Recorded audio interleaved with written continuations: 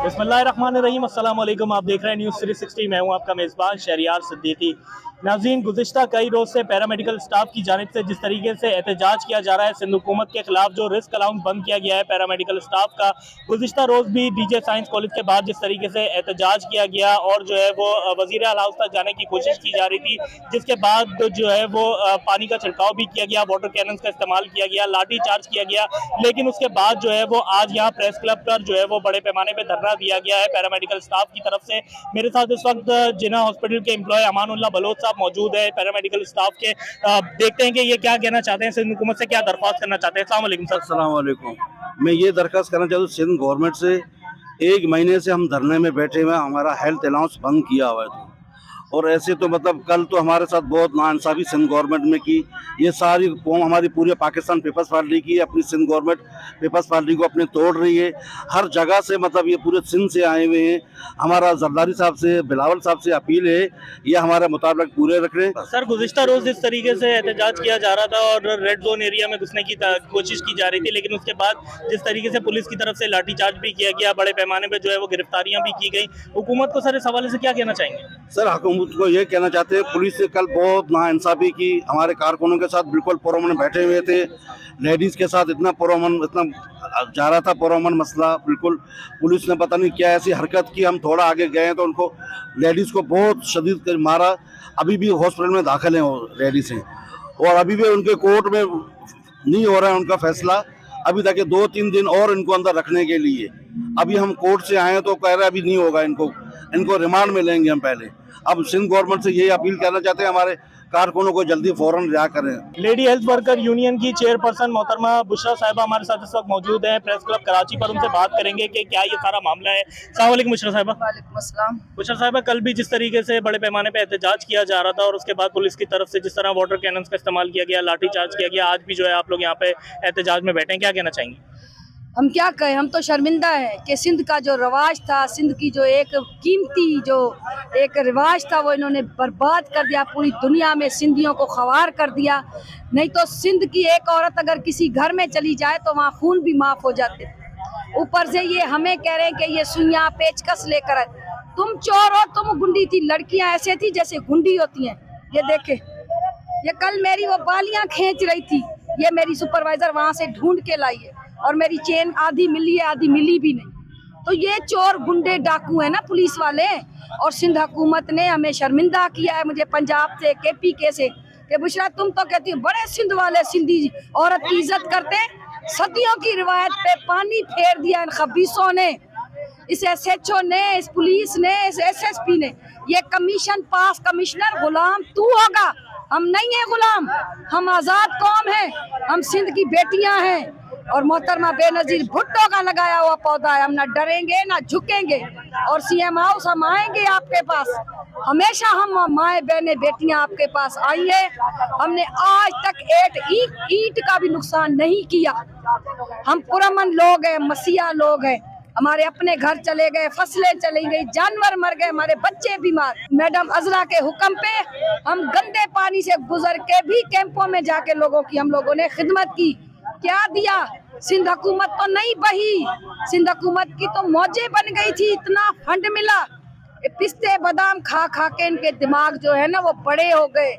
हमारे हौसले बुलंद है, हमारे चेहरे की खुशी बता रही है कि हमारी खुशी की घड़ी करीब आ रही है। सिंध गवर्नमेंट क्या समझती है कि वो हमारे हौसलों को तोड़ देंगे? अरे ये हमें शहीद भी कर दे तो हमारे GHA की क़यादत और होगी, और लोग निकलेंगे, इसी तरह शहादतें देंगे, लेकिन बच्चों का मुआशी कत्ल एक कदम बर्दाश्त नहीं करेंगे, एक कदम पीछे नहीं हटेंगे। हमने पूरा सिंध अपना बंद कर दिया है सिवाय इमरजेंसीज के, क्योंकि हम इन लोगों की तरह खंजीर नहीं है, इन लोगों की तरह बेहिस नहीं है।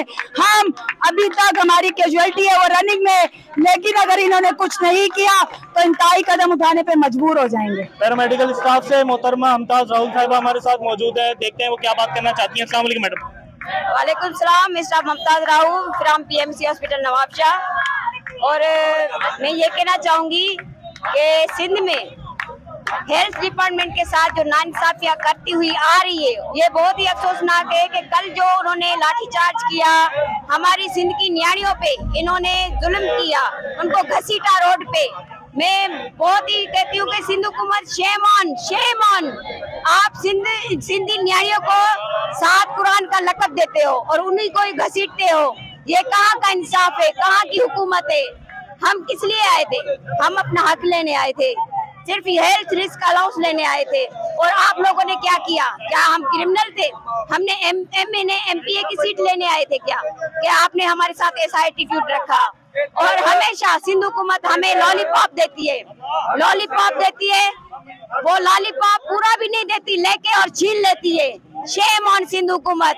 और ये मैं मुतालबा करती हूँ कि फौरन हमारा हेल्थ रिस्क अलाउंस बहाल किया जाए और हमारे जितने कारकुनान हैं जो जेल में हैं उनको रिहा किया जाए। हमदा साहब, एक बात बताइएगा, गुज़िश्ता रोज जिस तरीके से लाठीचार्ज किया गया, पानी फेंका गया कारकुनान आप लोगों के ऊपर, उसके बाद अब लोग जिस तरीके से कहा जा रहा है कि दोबारा सीएम हाउस तक जाने की कोशिश की जाएगी, अगर आप लोगों के मुतालबात पूरे नहीं होते हैं तो अगला जो है वो क्या स्टेप होगा आप लोगों का? अगला जो हमारा लाए अमल होगा वो सीएम हाउस की तरफ होगा और हम पूरा जो ऐसे समझे हॉस्पिटल रोड है ना वो बंद करेंगे, पूरे सिंध के हॉस्पिटल्स पैरालाइज करेंगे ताकि कोई भी जो अब हम इमरजेंसी सर्विस दे रहे हैं ना वो भी हम बंद कर देंगे, क्योंकि जब तक हमारे मुतालबात जायज मुतालबात नहीं मानेंगी और हम अपने जो है एक्शन का रिएक्शन दिखाते रहेंगे। लेडी हेल्थ वर्कर यहाँ हमारे साथ मौजूद हैं कराची प्रेस क्लब पे। जिस तरीके से गुज़िश्ता रोज एहतजाज में शुरा के साथ जो रवैया इख्तियार किया गया, उसके बाद इन लोगों की तरफ से आज कराची प्रेस क्लब पे जिस तरीके से धरना दिया जा रहा है, इनसे बात करेंगे ये हुकूमत को क्या पैगाम देना चाहती है। अस्सलाम वालेकुम मैडम।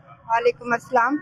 मैं हुकूमत को यही मान के कहना चाह रही हूँ कि कल जो इन्होंने हमारे पे तशद्दुद किया है वो बहुत ही गलत किया है, क्योंकि ऐसा नहीं करना चाहिए था। हम तो अपने अमन के साथ जा रहे थे, पुलिस वालों ने हमारे पे इतना तशद्दुद किया है कि हमारी फीमेल लड़कियां जितनी भी थी उन पे चलो फीमेल आ जाती तो कोई बात नहीं थी, लेकिन मेल भी हमें घसीट के लेके जा रहे थे।